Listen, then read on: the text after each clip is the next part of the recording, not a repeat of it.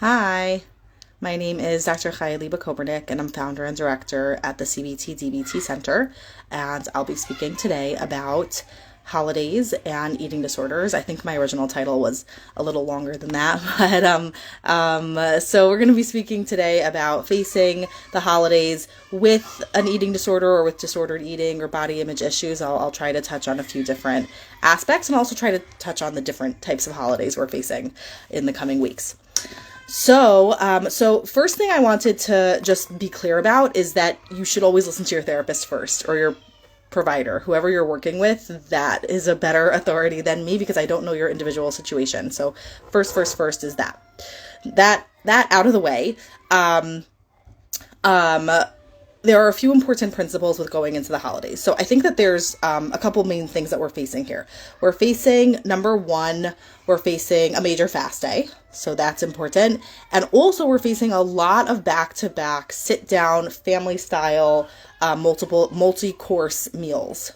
So that can be a lot for somebody with a history of disordered eating, with a current eating disorder, and everything and every variation in between.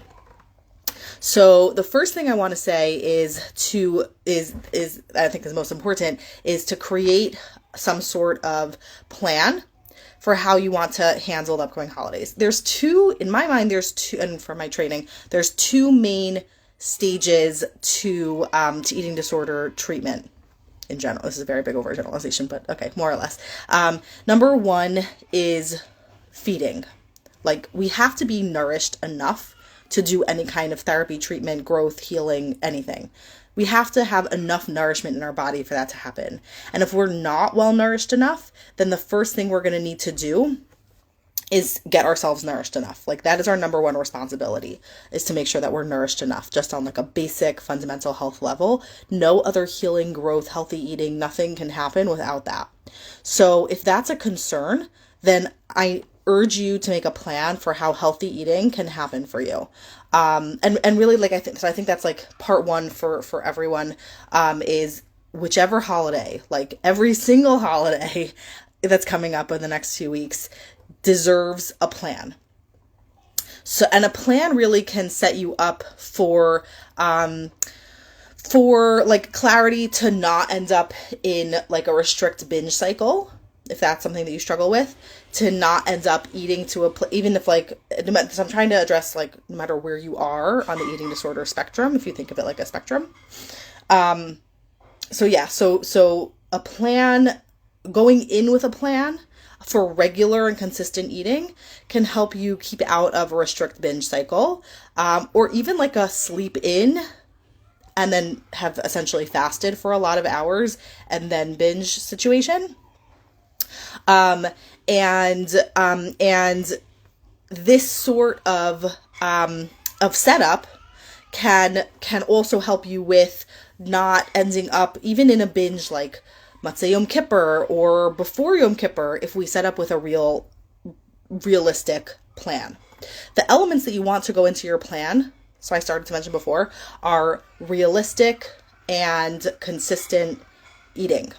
So even if it means like getting up at some sort of time in the morning, if you're not planning to have your meal until 12 or 1, you want to eat something before that, drink something before that.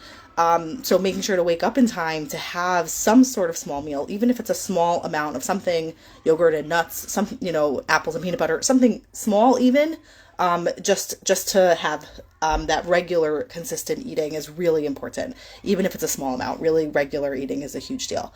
The other important thing in terms of planning is to think about the types of meals you're facing. So if you typically, you're happy to have a salad and a protein, let's say, for lunch, but you're going to come to a meal where there's going to be kiddush and challah and dips and salads and a main with several sides and dessert, that's probably not going to be a very realistic plan. So try to think about what types of foods there's going to be and set yourself up to have some kind of plan that works together with the types of meals there's going to be, so that you can feel like ready for what's to come and not deprived or frustrated or overwhelmed, because you already kind of know where you're headed. This doesn't have to be exact, even if it's kind of like an exchange model. Like there are these models for eating with exchanges in mind. So you can just think of like a protein, a vegetable, and a starch or a carb.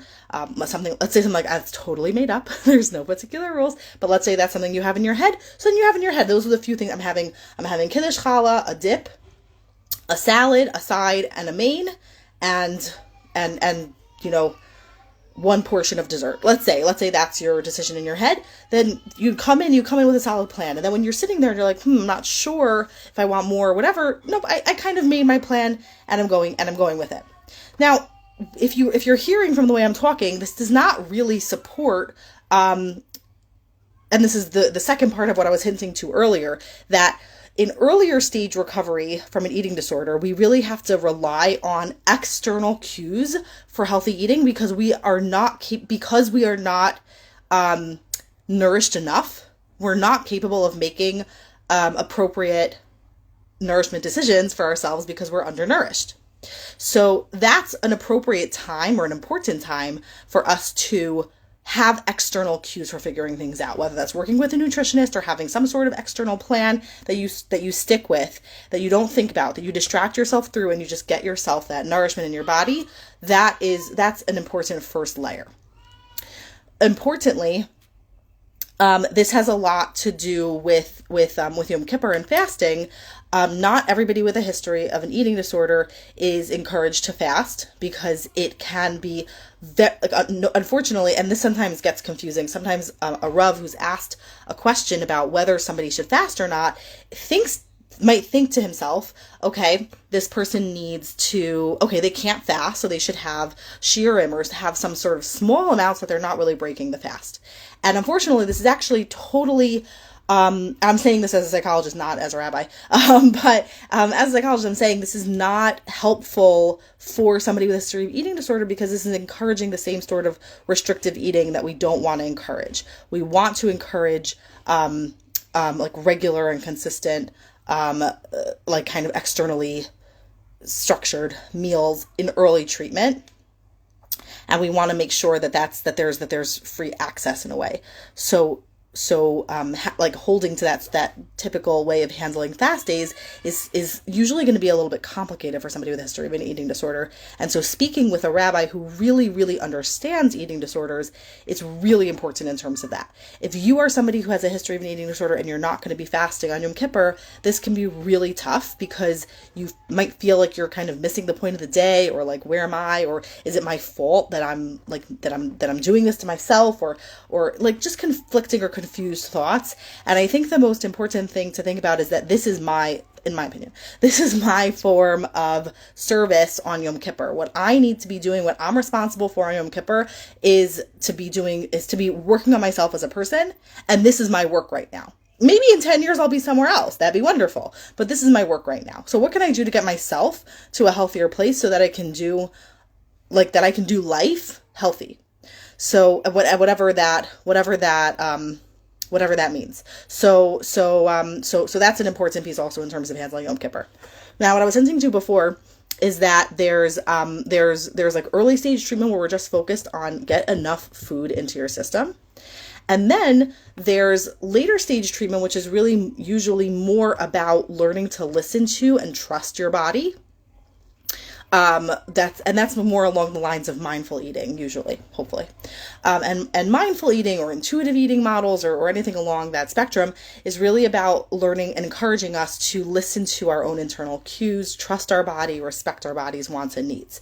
Very often I hear comments around the Chagim about like, oh, we're all so stuffed, or let's go exercise now post Yontiv to work off those calories. And I think that's an extremely unhealthy model. Ideally, we should eat every day in ways that feel good for our bodies. So I think that it's entirely possible and actually extremely realistic to eat a Yontiv meal, to eat a holiday meal and not become overly stuffed. if you listen to your internal cues, or you set up a plan for eating in a way that aligns with what your needs are, then there's a way to enjoy the holiday and to have nicer foods and a nice family meal without, or family style meal, without it becoming excessive. There's no reason. There's no reason. And I think that the shame talk between people, especially between women, or even not. I hear men say this also all the time. Like, I need to, like, oh, we have to go on a walk to encourage it to, like, lose that weight, or Tzom Gedalia is set up in order to help us, like, recover. You shouldn't have to recover from Rosh Hashanah. Rosh Hashanah should be a beautiful, wonderful holiday that you walk away inspired from and fills you for a long time, not physically, but spiritually. I think we're missing the point if we do it another way. So what this is about is really learning to trust and listen to your own experiences. That maybe you get to dessert and you're full and you don't want any more. This often happens to me. I'm usually not interested in dessert by the time I get to dessert. And so I'll plan to have that food later on. Maybe, like, I want to enjoy that food, and maybe I'll have it this afternoon after I have a nap or play a game or take my kids to the park. And I can still enjoy those foods when my body actually would enjoy it. So I can listen to and respect my own needs. I don't have to have just because it's here. I want to turn to some of the questions that were submitted. So one is how to fast when eating is a huge coping mechanism. So first of all, I doubt that eating is a coping mechanism. A coping mechanism is something that helps you to, in my opinion, helps you to work through a difficult time without making life worse. And if you're, like, using eating to help you deal with a short-term situation, unless you're using it like once in a while, I'm in a hard time, once a month, once every 3 months, I face a really, really challenging time, and that's when I fill in your comforting food, then that can be a short-term way of coping, yeah, but it's not really coping with the problem. It's just helping you kind of get through the crisis without making life worse when our emotions are really, really escalated. So when that's not as escalated, then we really want to be dealing with what the actual problem is. So just first of all, that side of things. Second of all, so how to fast when eating is a huge coping mechanism. I would say that we need to actually find other ways of coping with our challenges and our difficulties. So it sounds like it would actually be really, really valuable for a fast day, but particularly one like Yom Kippur, to really actually be present with the discomfort of being present with the things that you want to work on or the things that are challenging for you, and not running to something to an escape like food or another distraction, but rather being present with that difficult thing. Actually, it sounds like that would be really, really helpful and wonderful. Another question was sent in is how to manage all the eating disorder voices in my head. So I unfortunately think that is extremely difficult, because I think that that's not you. That is society telling us all kinds of unhealthy ways of relating to our bodies, shape, weight, food. And to get rid of that way of thinking is tough. And I think that, first of all, reading can be really helpful in, like, kind of reshaping how we think about things. Some of my favorite books are Health at Every Size, Intuitive Eating, Anti-Diet, Raising an Intuitive Eater, How to Raise an Intuitive Eater are some really great books that I enjoy. The Body's Not an Apology, that's pretty good also. Yeah. And so just learning a new way of thinking about things, listening to podcasts that are intuitive eating aligned. I think Gila Glassberg is phenomenal and has a really nice podcast on intuitive eating. Surrounding yourself with other people or talking with other people who also support this way of thinking, and also, like, banishing certain ways of thinking from your speech. Like, I won't talk about, let's say, like, I won't engage in, like, diet talk. Like, I just won't engage in this kind of talk. If I hear people having a conversation of, like, oh, does this make me look so fat? I'm not engaging in this. Or oh, I feel so guilty, I just ate that food. No, I'm not really engaging with this, because this is really not a healthy way of talking, and it's just not, it's not aligned for me, and I don't want to be involved in it. And I think that really will help over time. The other thing is also, when you hear those voices come up, you can also say, this is not true, and it's certainly not helpful. So two things. It's not true, and it's certainly not helpful, and I'm just not engaging with you. Like, change the relationship with the thought. the voices of the eating disorder are coming, and you're saying, I'm just not engaging with you. Like, bye-bye.